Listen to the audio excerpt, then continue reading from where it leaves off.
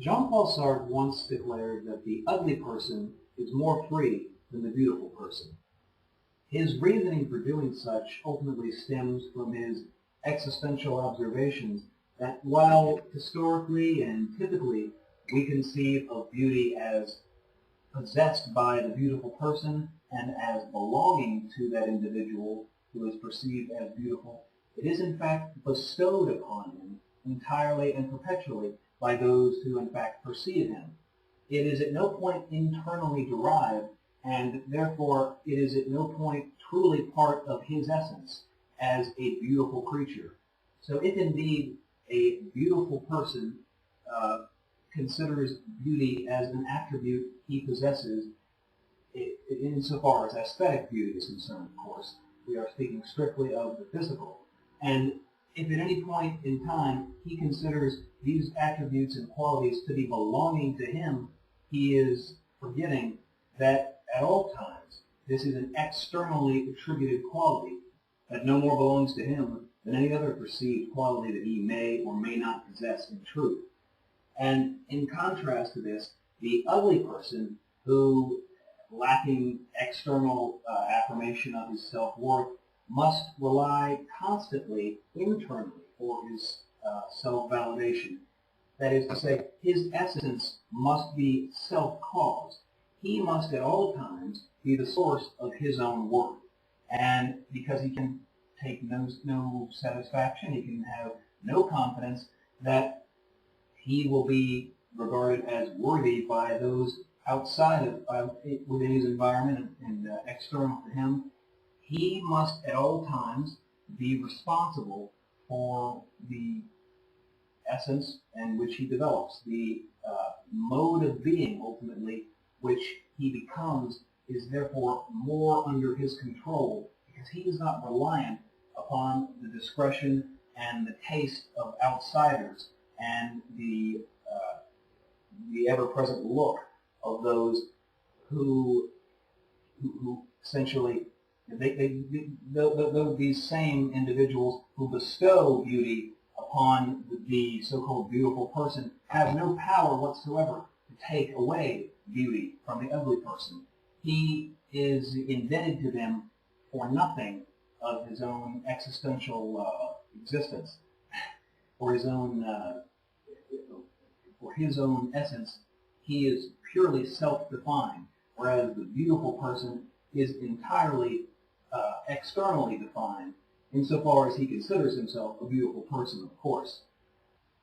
And this perhaps owed to a rather personal reflection on Sartre's part than purely introspection and philosophical and existential reflection.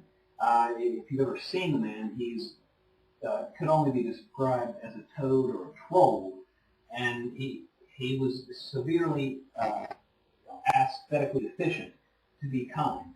And perhaps this was his means of coping with that, and in fact, compensating for what he lacked by ultimately asserting that he lacked nothing at all, and rather was entirely self-defined, entirely self-reliant, and entirely self-caused. That is, he was responsible in full for the development of the essence of his being, whereas the beautiful person, in his case, this is out of his hands, and the entire notion of his being relies upon how he is perceived by those outside of him. And so ultimately, the direction of the beautiful person's being or essence is steered this way or that way by those outside of him who attribute such value to him and may add or take away from it insofar as he is reliant upon them and considers himself a beautiful person.